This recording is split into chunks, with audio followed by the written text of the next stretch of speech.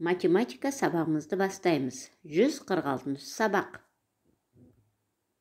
Сабағымыздың тақырыбы есептер шығару, ғарыш аппараттары мен ғарыш айлақ. Сабағымыздың мақсаты есептерді санды өрнек және теңдеу құрып, әртүрлі тәсілмен шығарып талдайтын боласың. Балалар, бірінші тапсырмаға қарайықшы. Есепті әртүрлі тәсілмен шығар. Біздің сыныптағы көптеген ұлдар ғарыштық техникаға қызығады. Олар осындай ойыншықтармен ойнағанды ұнатады. Арман мынада есеп құрастырды. Ойыншық шығаратын фабрикада конструктордан зымыран құрастыру үшін 45.000 көк түсті және 105.000 жасыл түсті бөлшек әзірленді. Барлық өнімдер әр қорапта 1500 бөлшектен бөлініп салынды. Барлығын салу үшін қанша қорап қажет болды? Балалар, есепті әртүрлі тәсілмен шығар дегеннен кейін, біз есепті шешудің екі тәсілін қарастырамыз. Біз бұл тәсілді өткен сабақтарда да қарастырылғанбыз. Бірінші тәсіл 45.000 мен 105.000 қосындысын 1500-ге бөлеміз. Сонда жауабы 100 шығады. Екінші тәсіл 45.000-ді 1500-ге бөліп алып, 105.000-ді 1500-ге бөліп алып, екеуінің бөліндінің мәнін қосамыз. Сонда жауабы 100 шығады. Жауабы барлығы 100 қорап қажет болды. Енді екінші тапсырмаға қарайық. Есепті шығар. Ұшақ 5 сағат ішінде 6 тонна 250 килограмм жанармай жұмсады. Екі бағының әр қайсында 3 тоннадан жанармай қалды. Қалған жанармай қанша сағатқа жетеді?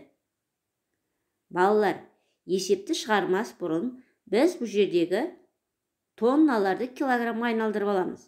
Сонда 6 тонна 250 килограмм дегеніміз 6250 килограмм болады. Ал 3 тонна дегеніміз 3000 килограмм болады. Енді есепті шешейік. Есеп 3 амалмен орындалады. Бірінші амал, біз 1 сағатта қанша жанармай жұмсалғанын тауып алуымыз керек. Ол үшін 6250 килограммды 5-ке бөлеміз. Екінші амал, қанша жанармай қалған тауып аламыз.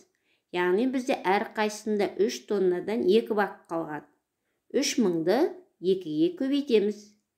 Енді үшінші амал, қалған жанармай қанша сағатқа жететінін өзің есептеп тап. Жауабын жаз. Балалар, төртінші тапсырмада теңдеулер құр және оларды шеш. Төртінші тапсырманың астында мынандай теңдеу құру керек. 165 пен 633 сандарының қосындысын бірнеше есе кеміткенде 266 саны шықты. Белгісіз сан нешеге тең? Яғни осы берілгені бойынша мынандай теңдеу құрылды. 165 пен 633-тің қосындысын x-ке бөлгенде 266 шықты. Енді бұл күрделі теңдеу болғандықтан ықшамдап аламыз, яғни бірінші жақшаншы орындалады. 165-ке 633-ті қосып аламыз. Сонда 798 шығады. Жазамыз, 798 бөлу x тең 266. Балалар, біз күрделі теңдеуді жай теңдеуге айналдырып алдық. Бұл жерде бізге не белгісіз болып тұр? Бөлгіш белгісіз болып тұр. Ал белгісіз бөлгішті табу үшін бөлінгішті бөліндінің мәніне бөлеміз. Яғни 798-ді 266-ға бөлеміз. Сонда x тең 3-ке болады.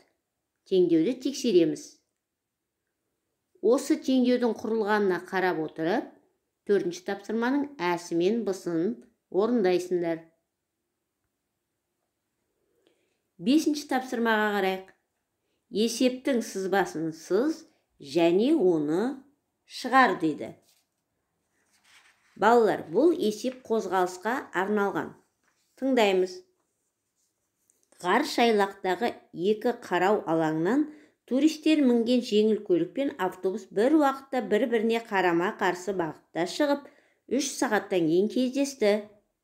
Автобустың жылдамдығы 15 км сағат, ал жеңіл көліктің жылдамдығы одан 4 есе артық. Байқау алаңдарының арақашықтығын тап. Балалар, алдымен есептің берілгенін жазып алайық.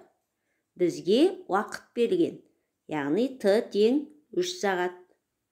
Автобустың жылдамдығы 15 км сағат. Жеңіл көліктің жылдамдығы белгісіз, автобустікінен 4 есе артық. Бізге арақашықты табу керек, яғни S-ті табу керек. Балалар, ол үшін, бұл есепті шығару үшін, біз алдымен жеңіл көліктің жылдамдығын тауып аламыз. Одан кейін бұл қарама-қарсы болғандықтан В жақындау жылдамдығын тауып аламыз. Одан кейін барып арақашықтықты есептеп табамыз. Өздік жұмыс. Оқулықтың 62-63 беттеріндегі номер 3 тапсырманы, номер 4 тапсырманың әсі мен Б-сын, номер 6 тапсырмаларды орында. Іске сәт, балалар, өз білімдеріңді көрсете біліңдер.